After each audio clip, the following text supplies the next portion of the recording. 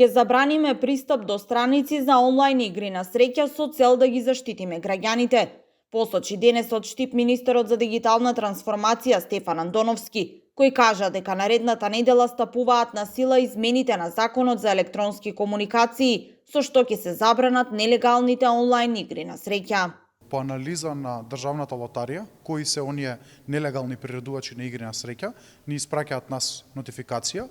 со табела на точно веб страници кои што треба да се забранат. Ние таа ја ажурираме, ја испраќаме како налог за забрана до Агенцијата за електронски комуникации, која што ја забранува преку телеком операторите, што значи дека од испраќањето имаат рок во 3 до 5 дена да постапи Агенцијата за електронски комуникации и телекомите и тие веб страници ќе бидат забранети. Повеќе од 160 нелегални веб страни за игри на среќа ќе бидат затворени во првиот бран со стапување на сила на измените на Законот за електронски комуникации, најави Андоновски. И мислам дека на тој начин и ќе ги заштитиме граѓаните од злоупотреба на нивните лични податоци, картички и сметки во банките, но и ќе го заштитиме буџетот од излевање на средства кои што би требало да се слеат како даначна обврска